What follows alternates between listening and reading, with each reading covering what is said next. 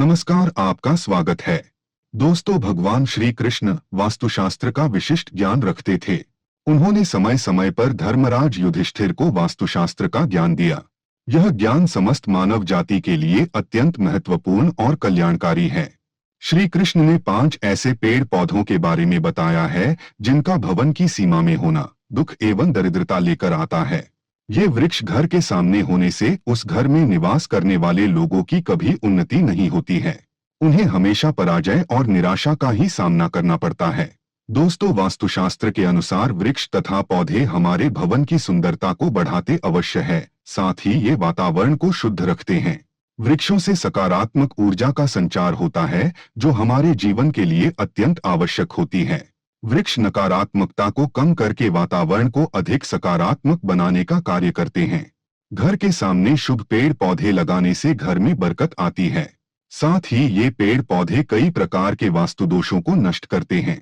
घर के आंगन में खड़े वृक्ष देवताओं के समान हमारे घर की रक्षा करते हैं। इसीलिए हमारे पुराणों और शास्त्रों में भवन की सीमा में कुछ शुभ वृक्षों का रोपण करने की सलाह दी गई है। आज हम जानेंगे हमारे घर की सीमा में कौन से वृक्ष तथा पौधे होने चाहिए और कौन से वृक्ष नहीं होने चाहिए।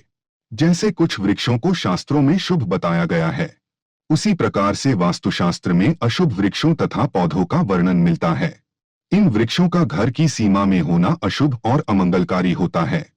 ये वृक्ष घर के सामने होने से दुख तथा दरिद्रता का ही सामना करना पड़ता है। इन वृक्षों के सानिध्य में रहने पर धन का नाश होता है, शत्रुओं में वृद्धि होती है, मनुष्य अपना मान सम्मान तक खो देता है।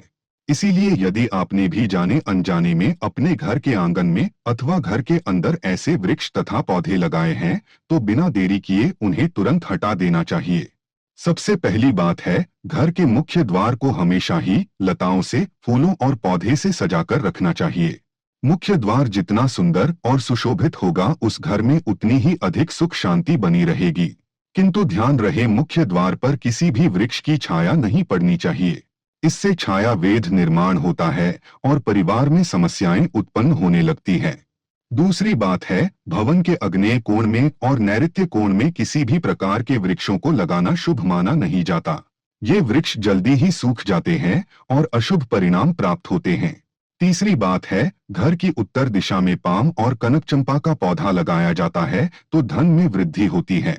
चौथी बात है, यदि घर का मुखिया व्यापार करता है तो उसे घर की सीमा में नीम और बेल के वृक्ष का रोपण करके उनका पालन पोषण करना चाहिए।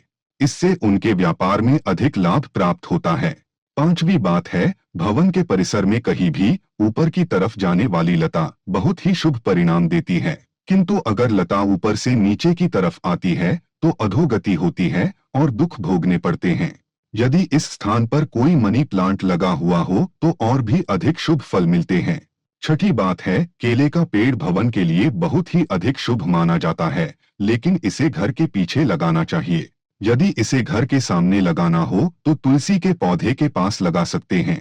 तुलसी के पास केले का पेड़ हो तो धन संपत्ति में अकस्मात ही वृद्धि होती है, क्योंकि केले के पेड़ में भगवान विष्णु निवास करते हैं और तुलसी में माता लक्ष्मी का वास माना जाता है। आइए अब जानते हैं कौन से पेड़ पौधे घर में लगाना अशुभ होता है। सबसे पहले बात कर लेते हैं कांटेदार पौधों की। दोस्तों, आपको घर में कभी भी कांटेदार पौधे नहीं लगाने चाहिए, क्योंकि कांटेदार पौधे हमारे वास्तु को प्रभावित तो करते ही है, साथ ही इस तरह के पौधे घर के छोटे बच्चों को भी नुकसान पहुंचा सकते हैं। इसलिए घर में कांटेदार पौधे लगाने से हमेशा बचे रहें, क्योंकि इनके कांटे नकारात्मक ऊर्जा उत्पन्न करते हैं। लेकिन फिर भी गुलाब जैसे कांटेदार पौधे लगाए जा सकते हैं, परंतु गुलाब के पौधे को घर की छत पर ही रखें तो बेहतर रहेगा।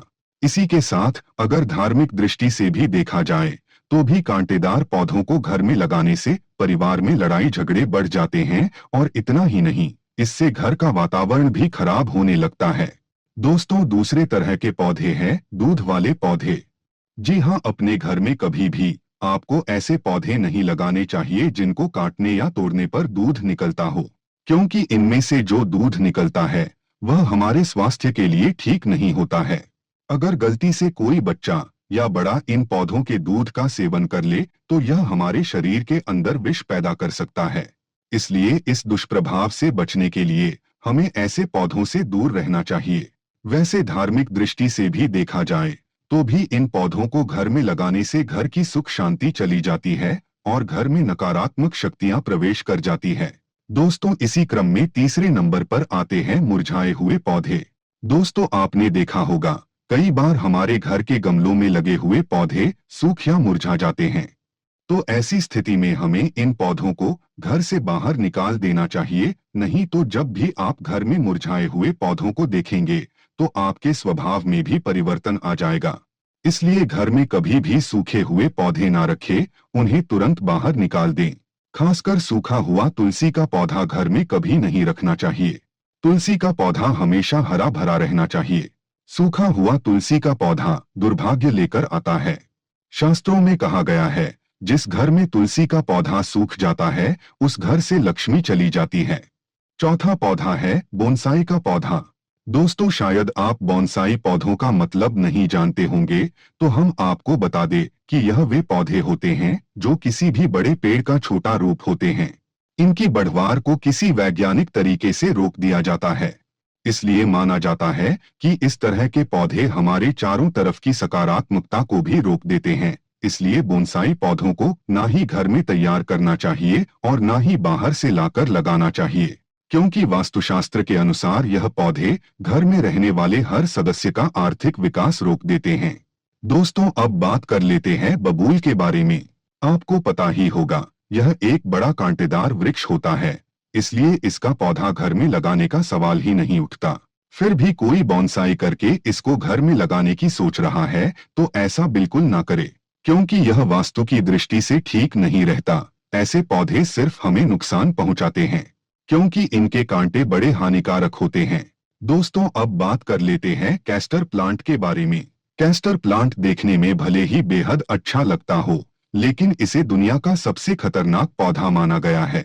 इस पौधे के बीज 2 दिनों के अंदर इंसान की जान ले सकते हैं। इसे घर में लगाने की भूल बिल्कुल नहीं करनी चाहिए। अगर आप इसे घर में लगाते हैं तो छोटे बच्चे इसके बीज गलती से निगल सकते हैं।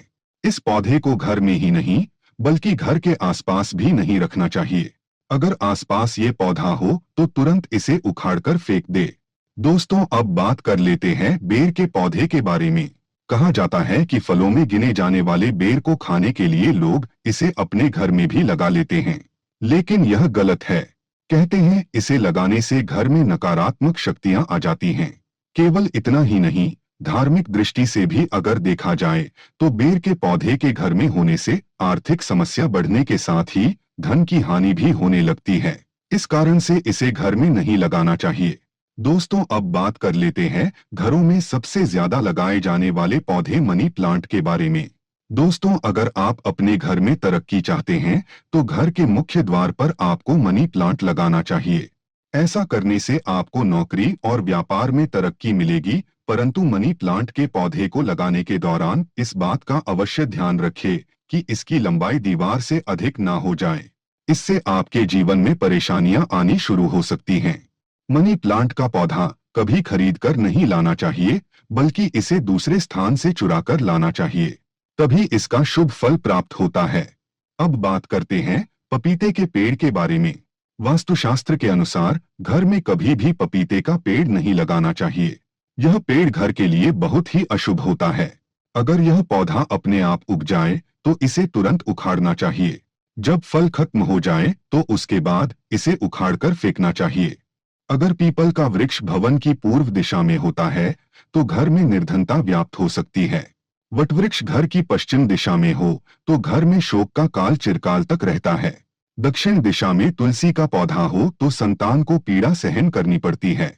किसी भी मृत वृक्ष की छाया घर पर पड़ती है तो यह मृत्यु सूचक होता है। मृत वृक्ष को तुरंत उखाड़ देना चाहिए। तो दोस्तों, इस प्रकार से वास्तुशास्त्र में घर में लगाए जाने वाले पेड़ पौधों के बारे में महत्वपूर्ण जानकारी दी गई है।